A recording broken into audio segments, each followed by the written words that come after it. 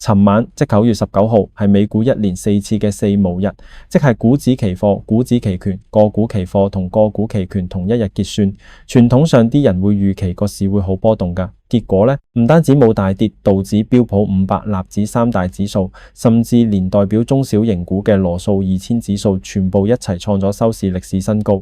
你冇聽錯，係全部啊！呢個係自從2021年11月以嚟第一次出現咁嘅情況。呢個盤面老實講真係強到有啲離譜，但係最有趣嘅地方喺邊呢？就係喺幾日前，根據美國銀行最新嘅調查，有高達91%嘅華爾街頂級基金經理認為美股估值過高，呢個比例係有紀錄以嚟最高嘅水平。咁問題就嚟啦，點解華爾街最聰明嘅一群人幾乎全部都睇淡，但個市就偏偏好似裝咗火箭咁樣係咁向上衝呢？究竟係呢91嘅基金經理集體睇錯市，定係我哋而家正身處一場由流動性催生出嚟嘅隨時會音樂停頓嘅最後狂歡？今日我哋就用數據一層一層咁樣拆解呢個市場極端矛盾嘅現象背後到底發生緊啲咩事。喺開始之前，照舊要提醒大家，我所有嘅分享都係基於公開數據嘅分析同個人觀察，絕對唔構成任何投資建議。大家做任何決定之前，記得要做好自己嘅功課。另外，我哋呢個節目可以持續運作，真係要多謝我哋嘅贊助商。富途牛牛9月有一個超划算嘅新戶優惠，最高直接送你1800蚊獎賞，你可以選比特幣、超市禮券，甚至特斯拉股票，只要存入指定資金就能攞到。而且你用我嘅專屬邀請碼 KSBY 去開戶，仲會再加碼送你200蚊現金血。開戶流程亦都超簡單，下載 AP 進入活動中心，輸入 KSBY 呢個兌換碼，按步驟完成開戶同存款，獎勵就到手。有興趣嘅朋友，資訊我都放喺下方資訊欄，有詳細活動連結跟教學圖解。當然最重要嘅係，如果你覺得我嘅分析對你有幫助，就記得 comment、like 同 share， 再訂閱我哋嘅頻道，咁就唔會錯過我哋每個禮拜嘅深度市場分析啦。好，翻嚟正題，要理解點解個市可以咁強，我哋一定要翻去事件嘅起點，就係香港時間星期四凌晨聯儲局嘅議息會議。聯儲局做咗一個可以話係歷史性嘅決定，佢哋正式扣下咗今年第一次減息嘅扳機。但今次減息絕對唔係一次普通嘅減息。點解咁講呢？因為佢哋做呢個決定嘅時候，核心通脹數據 Core PCE 其實仲喺2.9%左右嘅高位。我哋睇翻聯儲局嘅官方聲明，你會見到啲關鍵字眼變咗，佢哋特別強調就業嘅下行風險已經上升 ，Downside risk to employment have risen。主席鮑威爾喺記者會上面仲反覆用咗一個詞，叫做風險管理 （risk management）。呢啲信號意味住啲咩？簡單嚟講，即係聯儲局嘅政策重心已經正式由對抗通脹轉向保障就業。佢哋嘅行動唔再係純粹睇住啲滯後嘅經濟數據嚟做決定，而係變咗一種預防式減息，就好似阿媽見到個仔有幾聲咳，驚佢就快感冒，攞聲俾啲預防藥佢食咁。聯儲局驚勞動力市場繼續惡化會拖冧成個經濟，所以決定先發制人，放啲水出嚟頂住先。呢個政策上嘅巨大轉向，就係今次升市背後最核心、最單一嘅驅動引擎。市場解讀為聯儲局已經由鷹派轉為鴿派，未來流動性將會持續放鬆，有水就自然有魚。股市就係咁樣被推上去嘅。明白咗宏觀背景之後，我哋再深入啲睇翻開頭提到嗰個極端異常嘅現象，點解91嘅專業基金經理會睇淡，但資金就反其道而行呢？首先，我哋要承認呢班基金經理嘅擔憂係有道理嘅。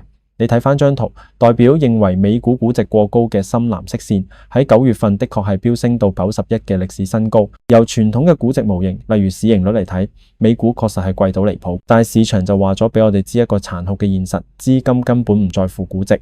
今年到而家流入美國 ETF 嘅資金已經超過咗8240億美元，好大機會又會刷新年度紀錄。呢種嘴裏講不，身體卻好誠實嘅現象，背後有兩個主要原因。第一係結構性嘅被動買盤。根據彭博社嘅報道，美國民眾嘅退休金計劃每個月都會好似出糧咁自動將一部分錢投入股市。呢股力量係非常巨大而且穩定嘅，佢唔會理短期估值係高定低，只會機械式咁買入。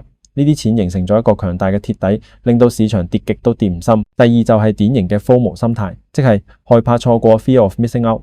喺一個由流動性而非基本面驅動嘅市場入面，追漲殺跌變成咗常態。當啲基金經理見到個指數日日創新高，就算佢哋內心覺得好貴好唔合理，但如果佢哋唔跟住買，佢哋嘅業績就會跑輸大市，咁樣佢哋就冇辦法同啲客交代。所以好多時候咧就變成寧願追高被套路，都唔願意錯過升幅。呢兩股力量夾埋咧，就完美解釋咗點解市場可以完全無視估值嘅警告，持續向上衝。咁面對一個咁樣又貴又強嘅市，我個人嘅策略係點樣呢？老實講，喺聯儲局正式轉向之後，我嘅核心策略就變得非常清晰，唔好同聯儲局對住幹 ，Don't fight the Fed。我哋可以用歷史數據嚟做個參考。有一份研究統計咗過去幾十年，當聯儲局喺標普500指數接近歷史高位嗰陣時開始減息，之後個市會點樣走？數據顯示喺減息之後嘅一年，標普500指數嘅平均回報率係高達13.9%，而上漲概率係幾多？你冇聽錯，係100%。咁當然呢，歷史唔會100%重演啦，而且短期波動一定會有。例如尋晚雖然大市創新高，但有惡王之稱嘅達里奧就喺新加坡一個論壇上警告，美國不斷膨脹嘅債務已經對貨幣秩序構成威脅。佢話美國今年超支30%，要賣12萬億美元嘅債券，但國際市場根本冇咁大嘅需求，遲早會出事。呢啲都係我哋必須要警惕嘅原因。不過就短期交易策略嚟講，鮑威爾已經講得好清楚。佢關心嘅係通脹同就業，而唔係股市係咪過熱。呢句說話嘅潛台詞就係，只要就業市場未好返，佢就會繼續放水。喺呢個新嘅政策框架下，資產擁有者 asset owners 將會持續受益。所以我個人嘅做法係會繼續持有優質嘅股權資產。如果市場因為某啲短期消息，例如地緣政治或者個別公司嘅壞消息而出現回調，我會視之為加倉嘅機會。我嘅倉位會集中喺啲能夠受惠於減息週期同經濟軟着陸嘅板塊上面。講完大市，我哋再用顯微鏡睇下市場內部嘅結構，即係所謂嘅市場環切面。而家個市嘅升勢呈現出一個集中同擴散並存嘅健康現象。所謂集中就係升勢依然由幾隻大型科技巨頭主導。尋晚蘋果公司因為新 iPhone 17系列正式開賣，股價大漲超過3%。特斯拉成個禮拜累積升咗8%。Alphabet、Google 母公司都升咗6%，呢啲巨頭依然係市場嘅火車頭。但係同時，我哋見到一個非常積極嘅擴散信號。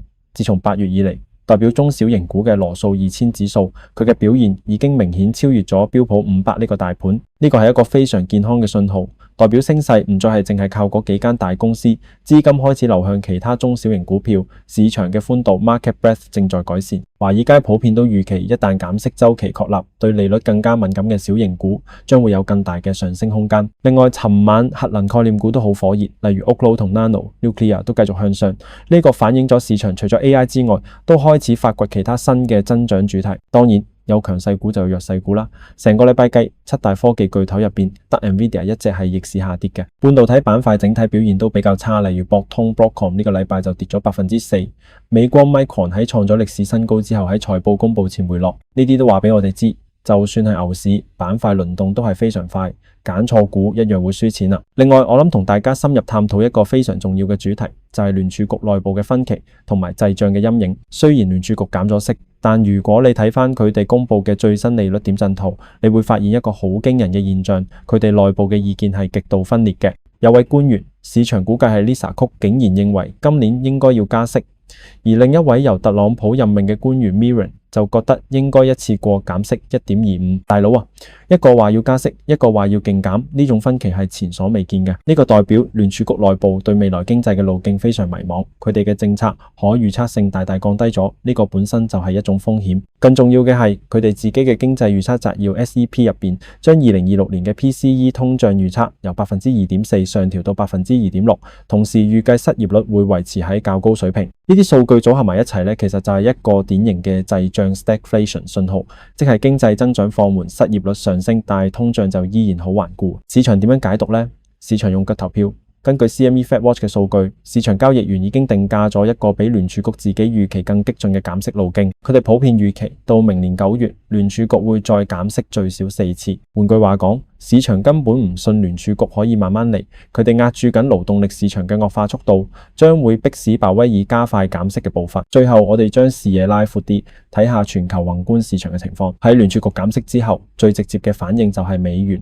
美元指數喺決議公佈嗰一刻大幅跳水，一度觸及2022年2月以嚟嘅最低水平。呢個完全符合邏輯，減息會降低美元資產嘅吸引力。我哋睇返美元指數嘅周線圖，一條由2011年開始長達14年嘅上升趨勢線，目前正在被測試。一旦呢個重要嘅長期支撐被確認跌破，可能意味住美元會開啟一個長達幾年嘅下行大週期。一個弱美元嘅時代對全球資產配置有深遠影響。首先對以美元計價嘅大宗商品係利好，尋晚現貨金價就升咗超過1%，最高去到每盎司3685美元。其次，資金會由美國流向新興市場。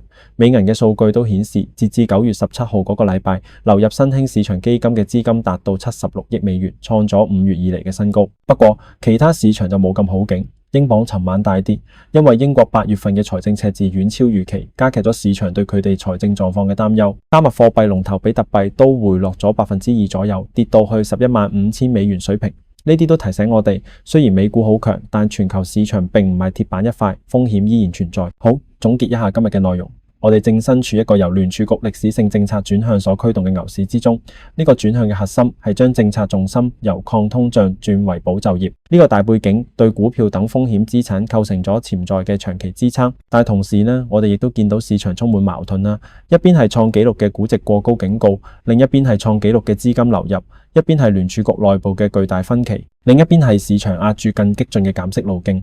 一邊係美股歌舞升平，另一邊係滯脹同埋全球債務嘅隱憂。喺呢個充滿變數嘅時代，我個人嘅睇法係保持警覺，但唔需要悲觀。機會往往就係喺呢啲巨大嘅變局之中誕生嘅。短期嘅策略係順勢而行，利用波動去揾買入點。好，今集嘅內容就差唔多到呢度。如果你想知我更多對於宏觀以及個別公司嘅詳細基本面分析，歡迎你加入我哋嘅會員專屬內容。我哋會喺會員區提供更深入、更具體嘅分析。連結就喺下邊嘅資訊欄。今集嘅跨市博弈就到呢度，我係徐立彥，我哋下一集再見。